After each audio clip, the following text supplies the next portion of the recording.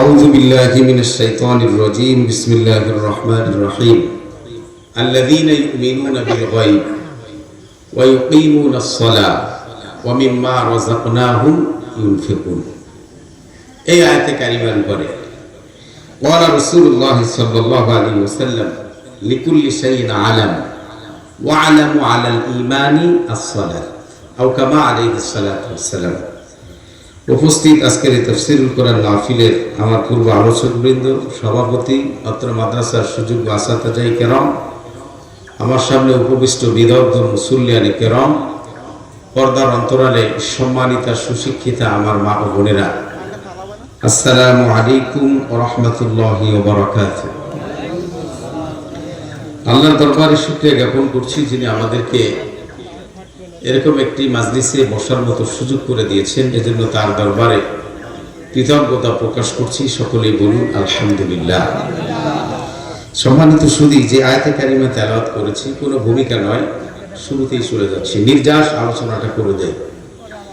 আল্লাহ মুমিনদের বৈশিষ্ট্যের ব্যাপারে এক নম্বরে এই আয়াতে এখানে বলেছেন আল্লাযীনা ইউমিনুনা বিল গায়ব, যারা অদৃশ্যের প্রতি, গায়েবের প্রতি যারা ঈমান রাখে তারা হলো মুমিন। ওয়া ইউকিমুনাস সালাহ, যারা নামাজ কায়েম করে তারা হলো মুমিন।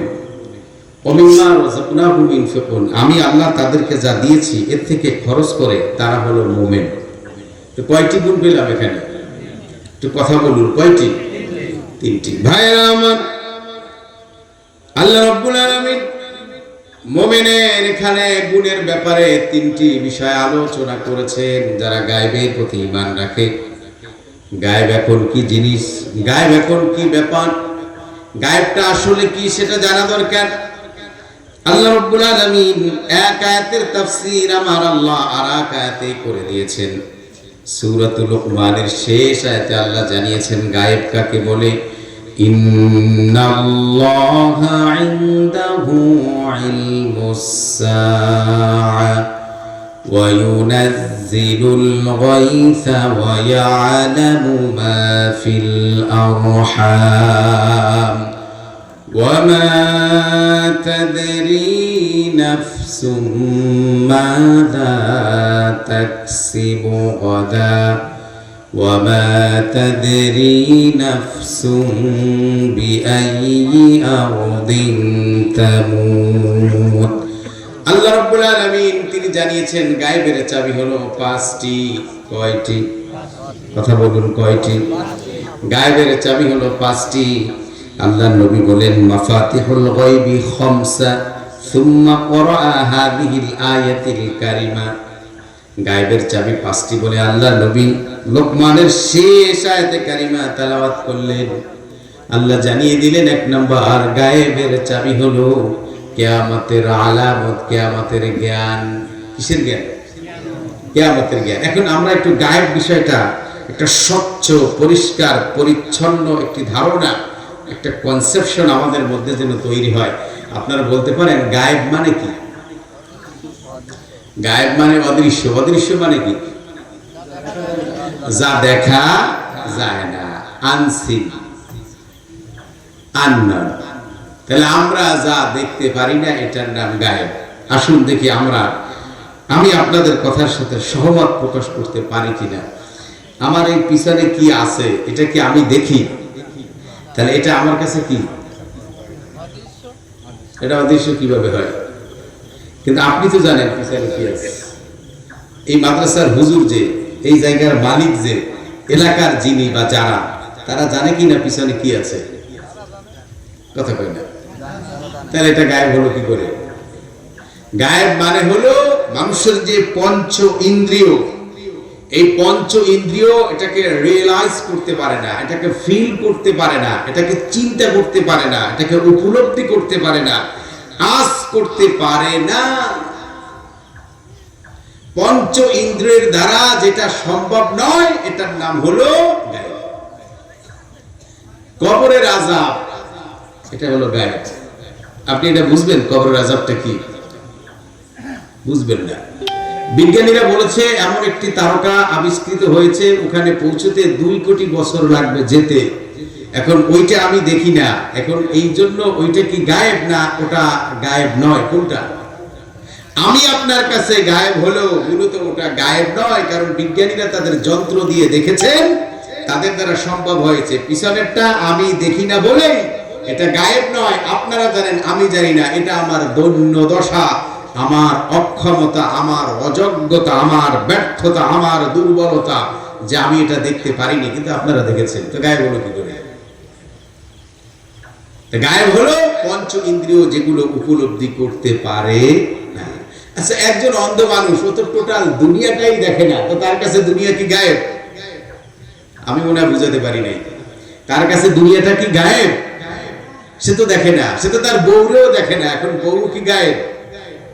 গায়েব না। সে তার সন্তান, ছেলে মেয়ে, এদেরকেও দেখে না। এখন এটাও কি গায়েব? এটার নাম গায়েব। তো ভাইরা আমার, আল্লাহ বলেছেন মুমিনের বৈশিষ্ট্য 1 নাম্বার হলো ঈমান আনয়ন করা গায়েবের প্রতি। এখন গায়েবের বিষয় হলো 5টি। কয়টি? তার মধ্যে 1 নাম্বার হলো কিয়ামতের জ্ঞান। কিয়ামতের জ্ঞান কেবলমাত্র কার কাছে? তবে আল্লাহ নবী বলেছেন ছোট ছোট কিছু আলামত প্রকাশ পাবে, বড় বড় কিছু আলামত প্রকাশ পাবে, এরপরে কিয়ামত হবে। ছোট ছোট আলামত গুলো কি? ছোট ছোট আলামত গুলো হলো, যুবকেরা বাবার কথাকে প্রায়োরিটি দিবে না, যুবতী বোনেরা মায়ের কথাকে প্রাধান্য দিবে না, ঘরে ঘরে গান বাজনা হবে। এখন শুধু ঘরে ঘরে নাই, মসজিদের মধ্যেও মোবাইলে বলে ধুম মাচালে ধুম। বাংলা চর্চা করে না। একটা ছেলে তো এখন হিন্দি চর্চা করে, হিন্দি চর্চা করে। মসজিদের মোবাইলের মধ্যে মুসল্লির মোবাইলে রিংটন গান। অথচ রাসূল বলেছেন ঘরে ঘরে কি হবে? গান বাজনা হবে। এটা কিয়ামতের আলামত। বন্ধুগণ, শুধু তাই নয়, আল্লাহ নবী বলেছেন কিলার, হত্যাকারী হত্যা করবে, সে জানে না কি কারণে আমি হত্যা করতে যাচ্ছি। যিনি নিহত হবেন তিনিও জানবেন না কি কারণে আমাকে হত্যা করা হচ্ছে। বন্ধুগণ, শুধু তাই নয়, মানুষের মধ্যে কোনো ধৈর্য থাকবে না। জিবরিল বলেছেন আমি জমিন থেকে ধৈর্যটা আমি তুলে নেব। মানুষের মধ্যে কোনো ধৈর্য থাকবে না। মানুষের মধ্যে আলেম ওলামা যারা, তাদের মধ্যে কোনো সাহস থাকবে না।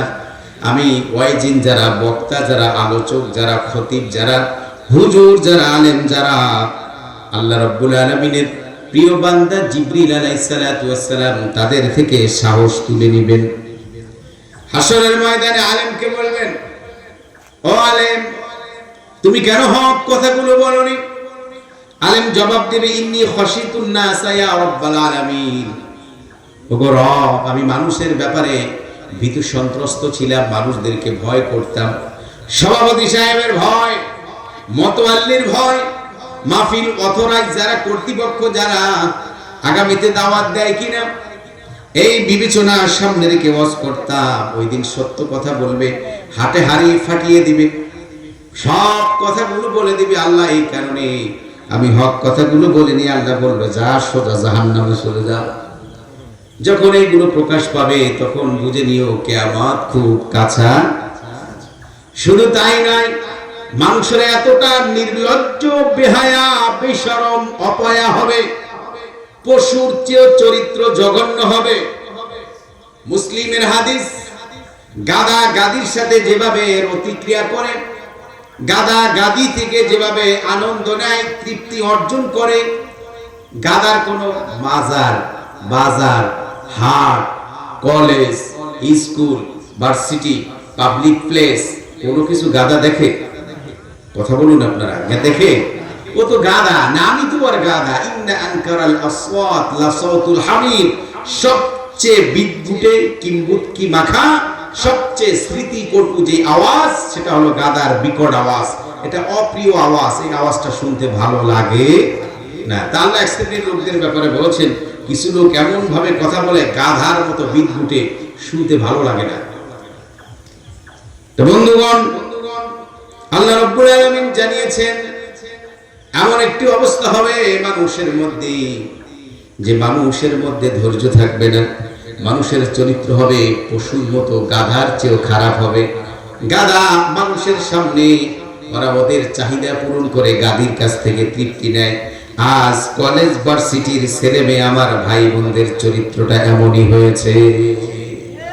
স্বামী আছে সমানে পরক্রিয়া, স্ত্রী আছে সমানে পরক্রিয়া। এটা যে একটা নির্লজ্জপানা, বেহায়াপানা, পশুত্বের একটি দিক, এটা মানুষ বুঝে না।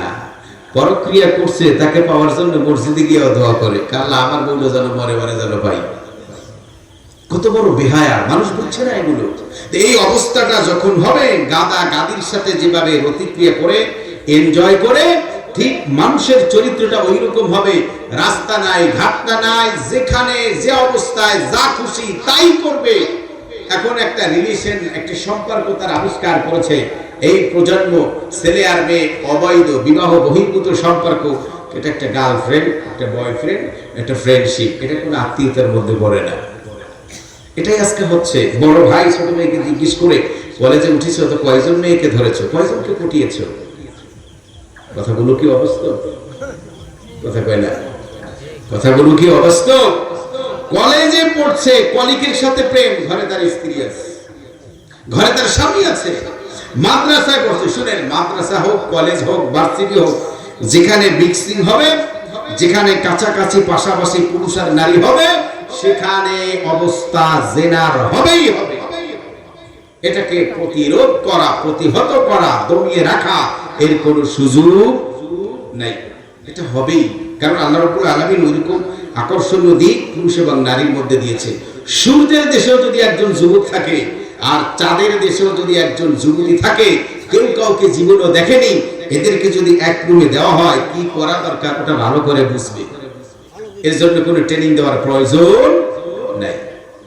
তো বন্ধুগণ, গাদা গাদির মতো চরিত্র যখন মানুষের হবে, ধরে নিও এটাই হলো কিয়ামতের আলামত। মানুষ যখন ওজনের মধ্যে ভেজাল দিবে, ধরে নিও এটা হলো কিয়ামতের আলামত। মসজিদের মধ্যে এসে যখন হই হুল্লা হট্টগোল করবে মতোয়াল্লি সভাপতি সাহেব, উনি তো সভাপতি, ওনাকে আর পায় কি? মসজিদে ঢোকার 2 বেলা আগ থেকে আন্দাজ করা যায় আসতেছে সভাপতি সাহেব। মসজিদে এসেই জোরে জোরে কথা, যখনই দেখবে মসজিদের মধ্যে লাউডলি উঁচু আওয়াজে কথা হচ্ছে, ধরে নিও এটা কিয়ামতের আলামত। এগুলো হাদিস সব। মূর্খতা নাজিল হবে, বিদ্যা বুদ্ধি উঠে যাবে, এটা আল্লাহ রাসূলের কথা। মূর্খতা নাজিল হবে, বিদ্যা বুদ্ধি উঠে যাবে, জ্ঞানকে আল্লাহ তুলে নেবেন। এখন আমরা আজ থেকে 20 বছর পিছে যদি যাই আর এখন তুলনা করলে আমরা দেখব যে 20 বছর চেয়ে এখন শিক্ষা, বিদ্যা বুদ্ধি আমাদের বেশি, কিন্তু নৈতিকতার অবক্ষয় ঘটেছে। আপনি দেখুন, ভ্যানওয়ালার ছেলে এমএ পাস, কাঁচামাল বিক্রেতার ছেলে এমএ পাস, তার একজন ছেলে টাইটেল পাস, দাওরা পাস, মুফতি, মাস্টার্স পাস, স্নাতকোত্তর, ডিগ্রি, ইন্টারমিডিয়েট এগুলো পাস করেছে। কিন্তু আমার অশিক্ষিত মা, যেই মা বাবার সাথে বিবাহ বসেছে, সিগনেচার করতে পারেনি, আঙ্গুলের একটা ছাপ দিয়া, সেই মায়ের যে চরিত্র, আজকে এমবিবিএ পাস করা, ইন্টার্নি করা ডাক্তার বোনটার সেই চরিত্র হয় নাই। তাহলে রাসূল বলেছেন বিদ্যা বুদ্ধি উঠে যাবে, মূর্খতা নাজিল হবে। আগেকার অশিক্ষিত মানুষগুলো বাসায় ঢুকলে সালাম না দিলে জায়গা দিত না, আর এখন শিক্ষিত লোকগুলো hello, good morning, good night.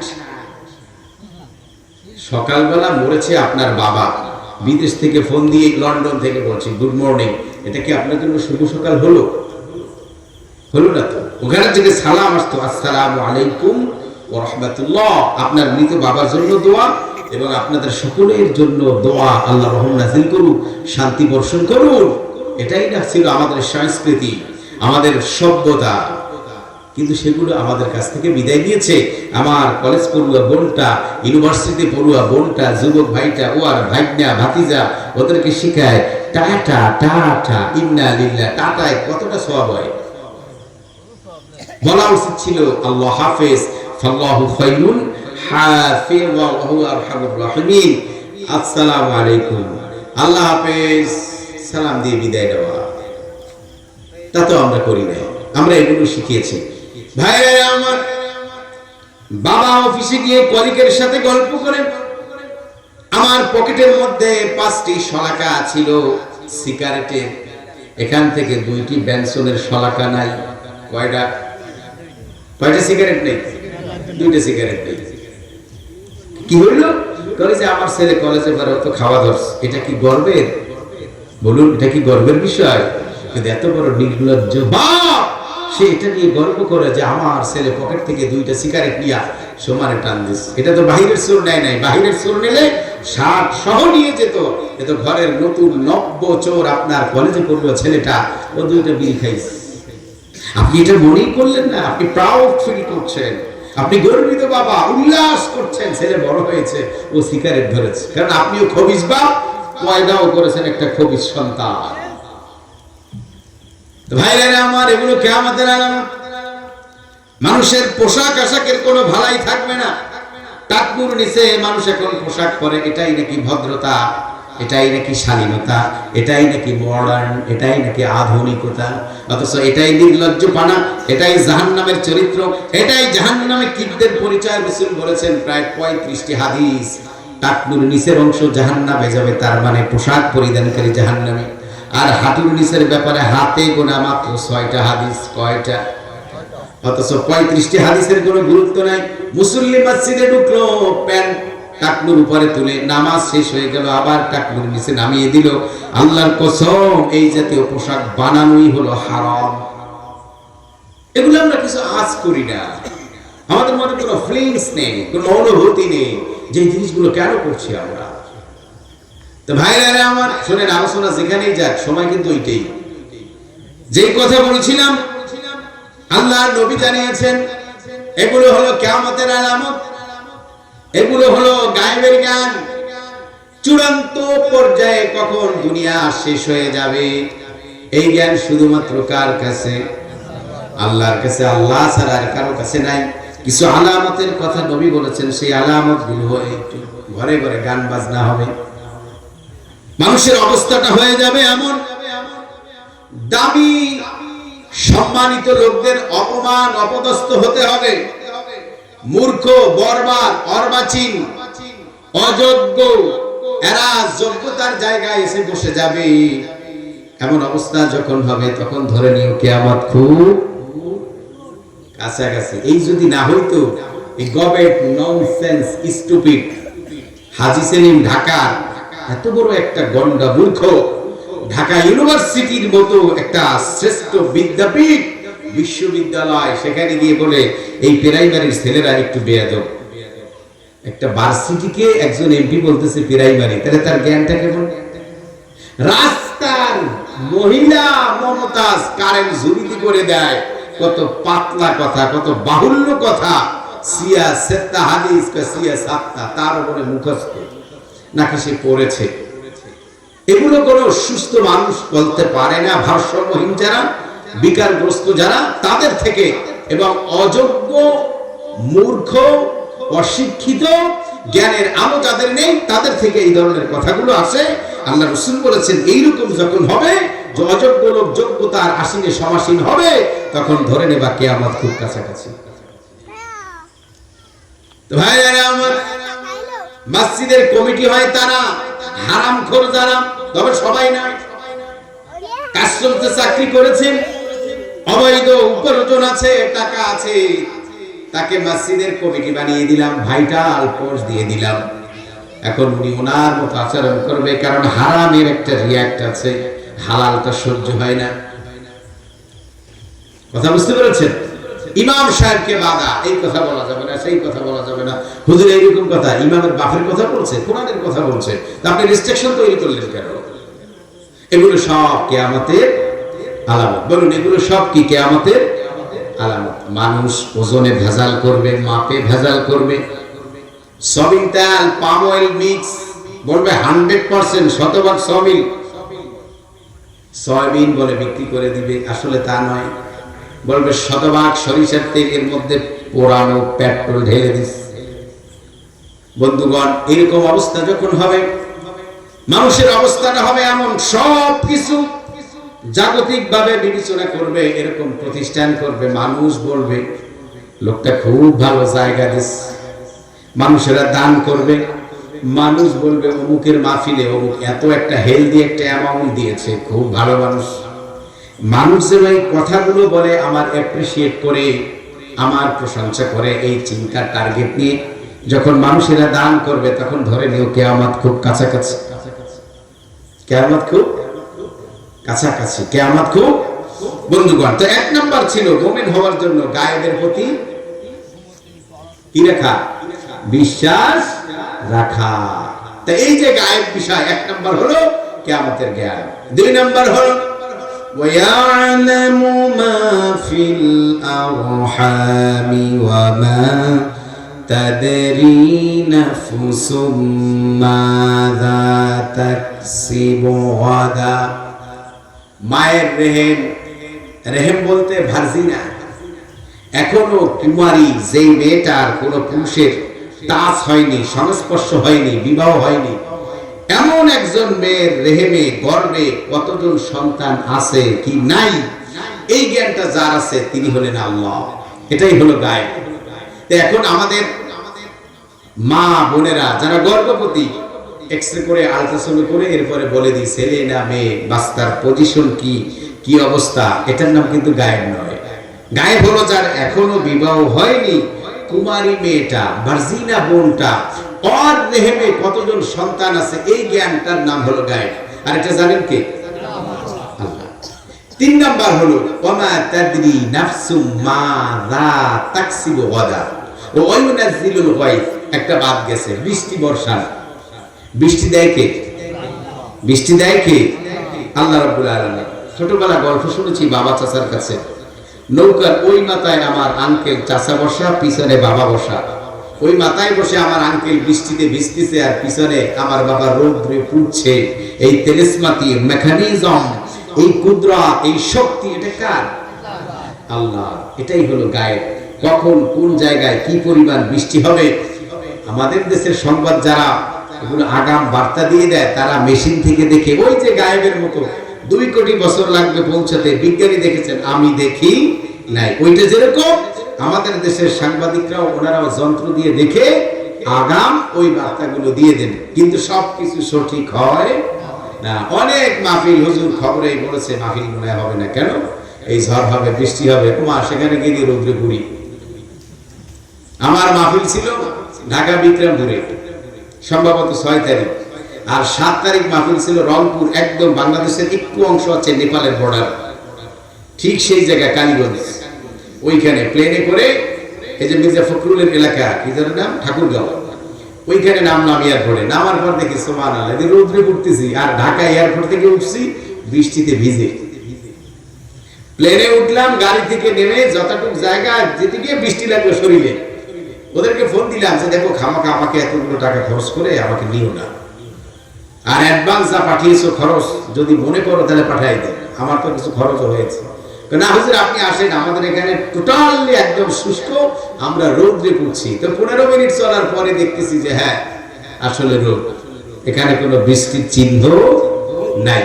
তো বৃষ্টি দেন কে? আবার বৃষ্টি দেওয়া থেকে বিরত রাখেন কে? বন্ধুগণ, বৃষ্টি আল্লাহর নিয়ামত। ও যুবক ভাই, তোমার পায়ে পড়ি, কর জোরে মিনত করি, তুমি আমার কথাগুলো শোনো। তোমার এই যৌবনে যে পরিমাণ ইবাদত তুমি করবা, যে ইবাদত করবা, যে পরিমাণ নেকি আল্লাহ রাব্বুল আলামিন দেন, শুনলে অবাক হয়ে যাবে, হতচকিত হবে। জিবরাইল আলাইহিস সালাম তিনি বলেন, ওগো নবী, বন্ধু মুহাম্মদ, আমি যদি চাই আসমান থেকে আল্লাহ রাব্বুল আলামিন কত million, billion, trillion, Australian, more than Australian ফোঁটা আল্লাহ রাব্বুল আলামিন জমিনে বর্ষান, আমি চাইলে গণনা করতে পারি, কাউন্ট করতে পারি। কিন্তু যুবক যখন যৌবনে ইবাদত করে কি পরিমাণ নেকি আমার আল্লাহ দেন, আমি জিবরাইল তা গণনা করতে পারি না। তো যুবক, কেন তুমি আল্লাহকে ডাকো না? কি গার্লফ্রেন্ড বান্ধবীর পিছনে ঘুরো, 2 দিন পর তোমার লাথি মারবে। আল্লাহকে চিনো, আল্লাহকে ধরো, আল্লাহ তোমার জন্য ভালো কিছু, উত্তম কিছু আল্লাহ তোমাকে দিয়ে দিবেন। তো ভাইরা আমার, বৃষ্টি দেন কে? আল্লাহ। বুখারী মুসলিমের একটি হাদিস শুনি আলোচনার সামনে বাড়াবো। মেঘমালা বলছে একজন সাহাবীর নাম, অমুকের খেতে বৃষ্টিটা দিতে হবে। বাতাস বলছে একজন সাহাবীর নাম, অমুক জায়গায় বৃষ্টি পৌঁছে দিতে হবে। আকাশের যে গর্জন, এটাকে কি বলেন? বিকট যে আওয়াজটা হয়, আপনার আঞ্চলিক ভাষায় বলেন বিদ্যুৎ চমকানো যায়। বিদ্যুৎ চমকানো তো আলোকিত হয়, কিন্তু যে গর্জনটা বিকট একটি আওয়াজ আসে, সরকা আকাশের ডাক, যাই হোক বুঝলেই হলো। এই যে গর্জনটা, বর্জ্যটা, ওই আওয়াজটা, ওটাও বলছে যে এটা, এই বৃষ্টিটা ওদিকে দিতে হবে। আল্লাহ বৃষ্টিটা কিভাবে করার দেখুন। আল্লাহুল্লাযী আরসালার রিয়াহা ফাতুসিরু সাহাবান ফাসুকনাহু ইলা বালাদিন মাইয়িত। মৃত ভূমিকে আল্লাহ জীবন্ত করেন, প্রাণবন্ত করেন। ওয়া মিন আয়াতিহি আন্নাকা তারাল আরদা খাশিআ ফাইদা আনজালনা আলাইহাল মাআ ইহতাজ্জাত ওয়া রাবাত ইন্নাল্লাযী আহইয়াহা লামুহয়িল মাউতা। তোমরা কি দেখো না, আমি আল্লাহর অনেক নিদর্শনাবলীর মধ্যে এটাও একটি নিদর্শন যে আমি আল্লাহ আসমান থেকে বৃষ্টি বর্ষণের পরে এই যে এঁটেল মাটি, শক্ত মাটি, এটাকে প্রাণবন্ত করি, এটাকে জীবন্ত করি, এটাকে সজীব করি, এটার মধ্যে রূহ দিই। ইহতাজ্জাত ওয়া রাবাত, আল্লাহর ভাষা। প্রথম যখন এই এঁটেল মাটি, শক্ত মাটিটার উপরে বৃষ্টি পড়ে, দেখবেন ওই ফুলে উঠে, ফেপে উঠে, এই মাটিটা প্রাণ পায়।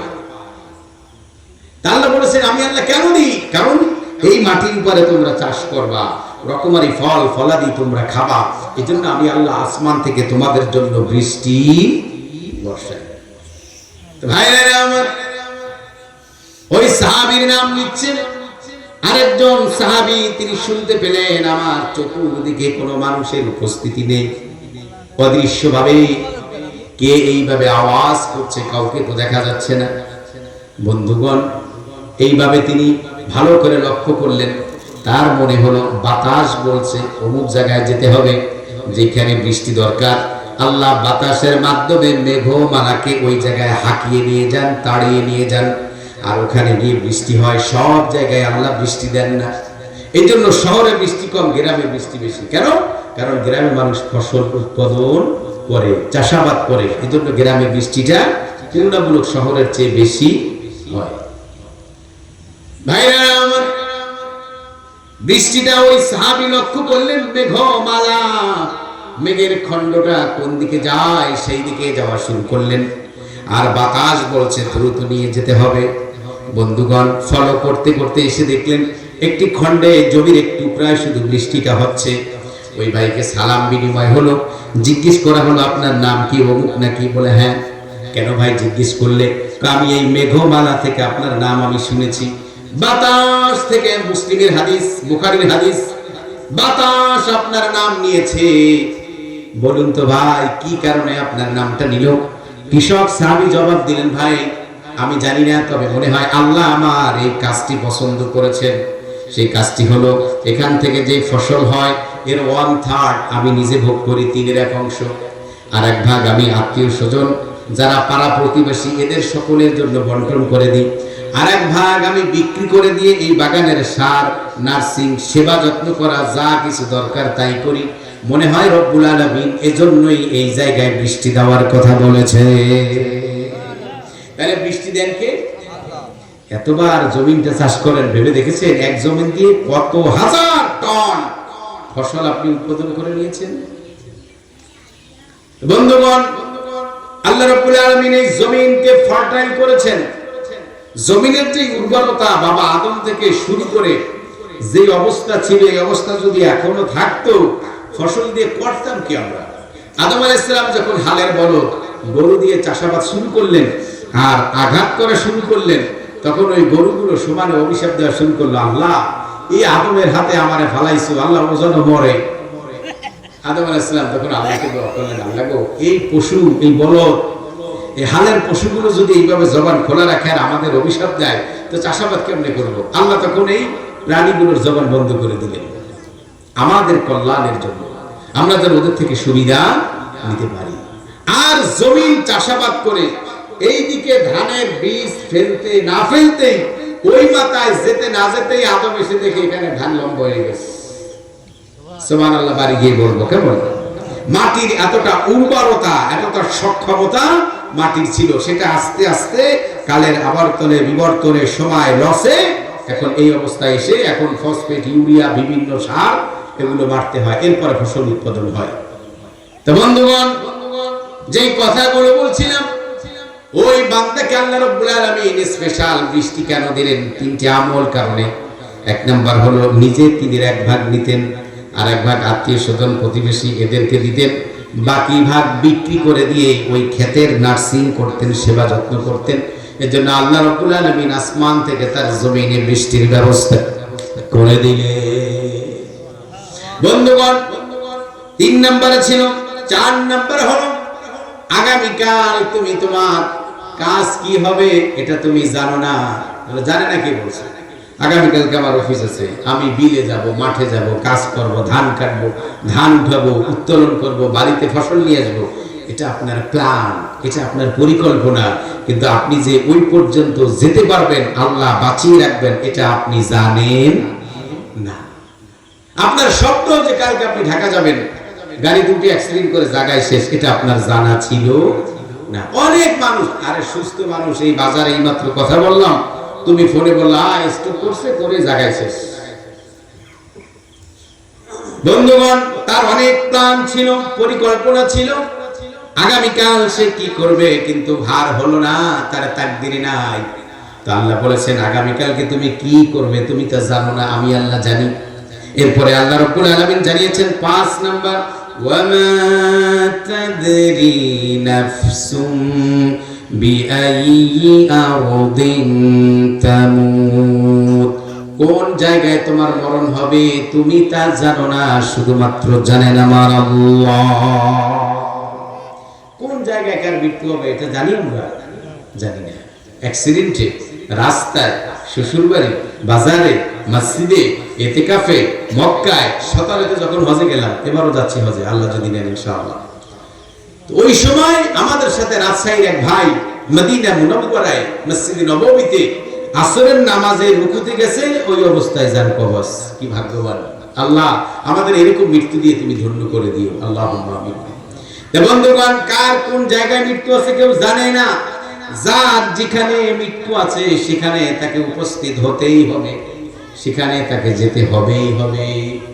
পয়গম্বর সুলাইমান আলাইহিস সালাম তার একজন উম্মত, মালাকুল মাউত ইসরাইল, আমরা আজরাইল বলি, তো সেই ইসরাইল আলাইহিস সালাম তিনি তার খাতায় দেখেন যে তার অমুক এক আল্লাহর বান্দার মৃত্যুটা হবে, লাল বাতি, রেড সিগন্যাল এসেছে।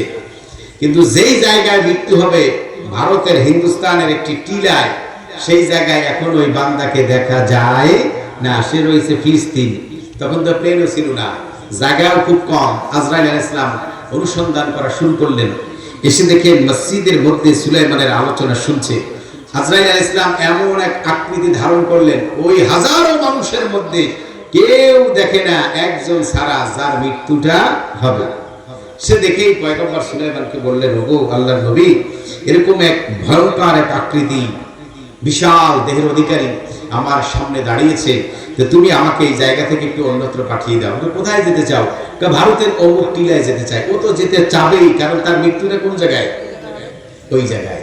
তখন বাতাসকে নির্দেশ দিলেন, এই বাতাস, আমার এই মুরিদ, আমার এই সাহাবী, ওকে মুহূর্তের মধ্যে অমুক টিলায় নিয়ে যা। বাতাস মুহূর্তের মধ্যে তাকে ওই জায়গায় নিয়ে গেলেন। সেই জায়গায় গিয়ে মালাকুল মাউত আজরাইলকে দেখে হাজির। লোকটা অর্ধেক মরে গেলেন জায়গায়। বললেন, ঘটনা কি? তুমি এখানে কিভাবে আসলে? আমি তো পয়গম্বর সুলাইমানকে বললাম যে আমাকে এখানে পৌঁছে দিতে, আমি যেন মৃত্যু থেকে বাঁচতে পারি, তুমি আবার সেই জায়গায় আসলে। ভাইরা আমার, মালাকুল মাউত ইসরাঈল আলাইহিস সালাম জবাব দিলেন যে দেখো তোমার মৃত্যু কোন জায়গায় হবে, আল্লাহ আমাকে সেই রেকর্ড ফাইল, কাগজপত্র আমার হাতে দিয়ে দিয়েছেন। আমি দেখেছি অমুক জায়গায় মৃত্যু, কিন্তু সময় খুব কম। তুমি এই জায়গায় কিভাবে আসবে? এজন্য তুমি সুলাইমান আলাইহিস সালামের শরণাপন্ন হয়েছিলে, তাকে বলেছিলে, তিনি তোমাকে এখানে বাতাসের মাধ্যমে পৌঁছে দিয়েছেন অল্প সময়ের কারণে, কিন্তু তোমার এখানে মৃত্যু লেখা ছিল তোমার তাকদিরে, এজন্যই তোমাকে এখানে আসতে হয়েছে। এইবার দেখুন কোরআন কি বলে, আইনামা তাকুনু ইউদরিকুমুল মাউতু ওয়ালাউ কুনতুম ফি বুরুজিম মুশাইয়াদা। তোমরা যেখানেই থাকো না কেন সীসা কর্তৃক নির্মিত কোন গম্বুজের মধ্যেও যদি নিজেদেরকে লুকিয়ে রাখো, এরপরও মৃত্যু থেকে বাঁচতে পারবে না। বাঁচার কোন সুযোগ নাই, আল্লাহ এই সুযোগ রাখেন নাই। এজন্য আল্লাহ বলেছেন তোমরা কোন জায়গায় তোমাদের মৃত্যুটা হবে তোমরা জানো না। জানে কে? এই ব্যাপারে ইলম রাখে কে? এই ব্যাপারে খবর রাখে কে? আল্লাহ। এই হলো পাঁচটি গায়েবের জ্ঞান, এটাই হলো পাঁচটি গায়েবের চাবি। নাম্বার 1, কিয়ামতের জ্ঞান কার কাছে? বৃষ্টি কোন জায়গায় কি পরিমাণ কখন কে দিবেন এই জ্ঞান কার কাছে? আল্লাহর কাছে। 3 নাম্বার, রেহেমে কি আছে অবিবাহিত মেয়ে, এই জ্ঞান কার কাছে? এটাও গায়েব। আগামীকাল তুমি কি করবে এই জ্ঞান কার কাছে? এটাও গায়েব। 5 নাম্বার হলো তোমার মৌত, তোমার মৃত্যু, এটা কখন কোন জায়গায় হবে এই জ্ঞানটা কার কাছে? এই 5টি হলো গায়েব। এই 5টি হলো কি? গায়েব। তো ভাইরা আমার, আল্লাহ নবী সাল্লাল্লাহু আলাইহি ওয়াসাল্লাম তাকে আল্লাহ রাব্বুল আলামিন গায়েব জানিয়ে দিতেন। আবু হুরায়রা রাদিয়াল্লাহু তাআলা আনহুকে আল্লাহর নবী বললেন, ও আবু হুরায়রা, তোমাকে এই বাইতুল মাল এটা পাহারা দেওয়ার জন্য তোমাকে নিয়োগ দিলাম। পাহারা দিবা।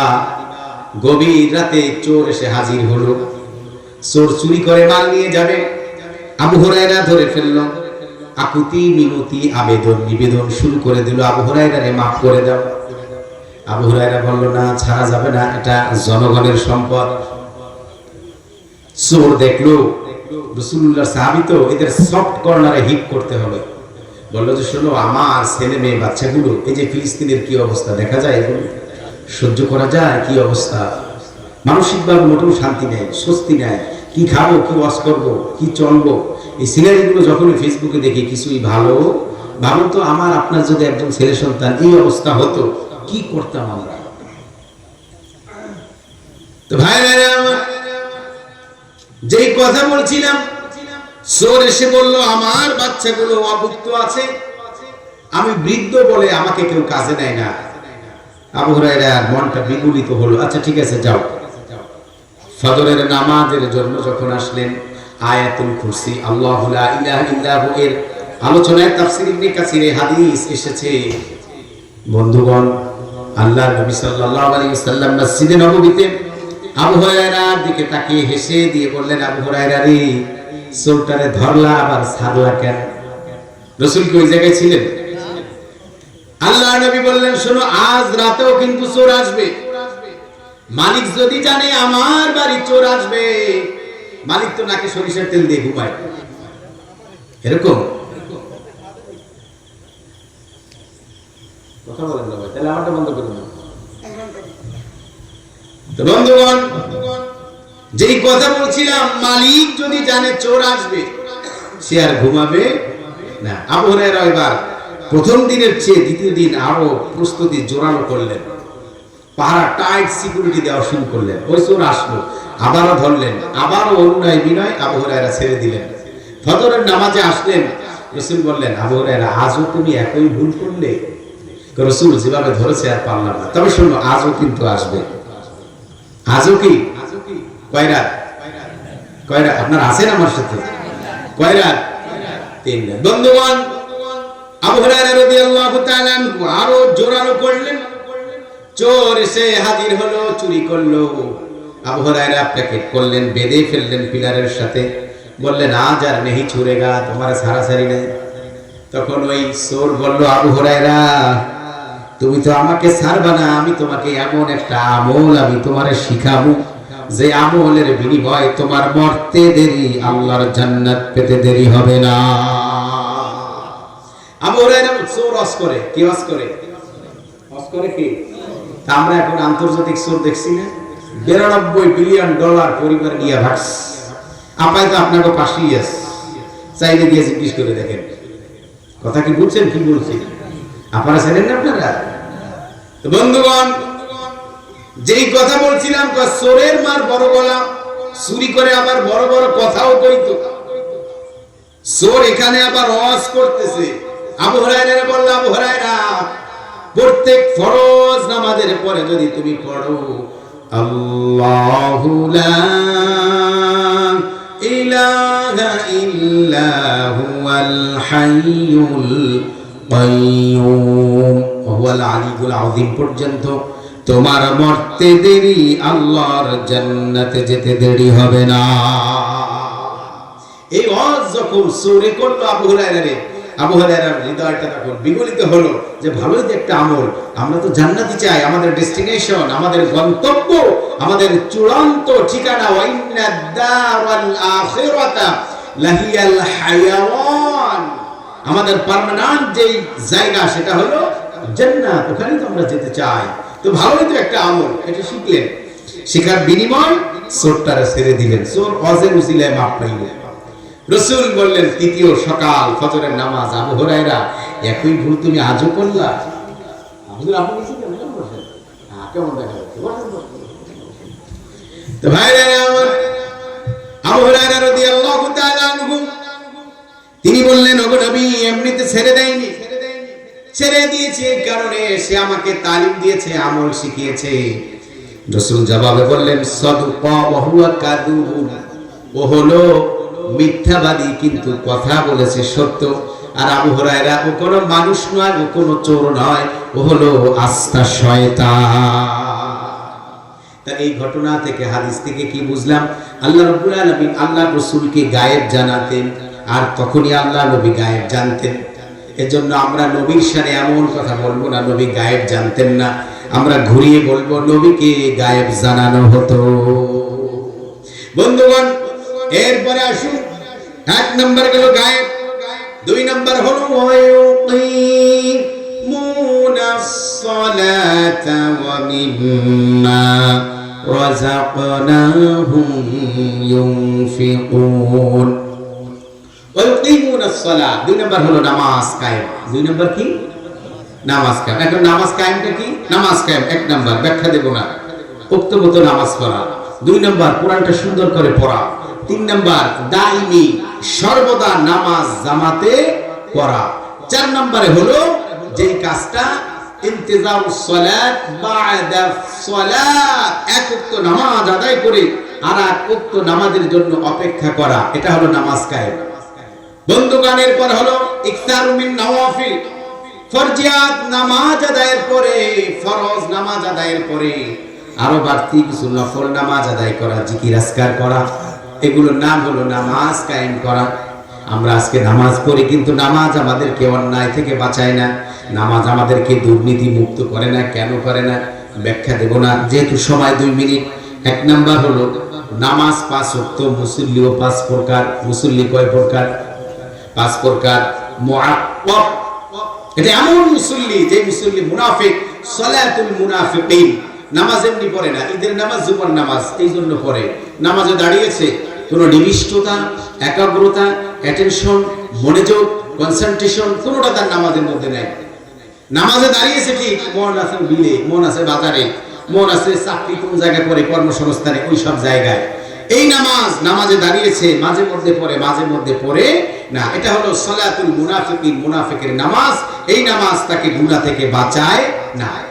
এটা হলো মুআক্কাব শাদীদুল ইকাব, মানে আল্লাহর শাস্তির যোগ্য একজন বান্দা, নামাজ পড়ো সাজা পাবে। 2 নম্বরে হলো মুসাওয়াব, মুসাওয়াব মানে হলো আল্লাহর তিরস্কার, আল্লাহর ধমক খাবে এমন নামাজি। সে কোন নামাজি? সে 5 ওয়াক্ত নামাজ পড়ে কিন্তু ওই মুনাফিকের মতোই তার নামাজটা সালাতুল গাফিলিন, অমনোযোগী নামাজি, নামাজের মধ্যে কোনো মনোযোগ নাই। কিন্তু তার সাথে পার্থক্য হলো মুনাফিকের সাথে এই 5 ওয়াক্ত পড়ে আর মুনাফিক 5 ওয়াক্ত পড়ে না, এ হলো আল্লাহর ধমক খাবে।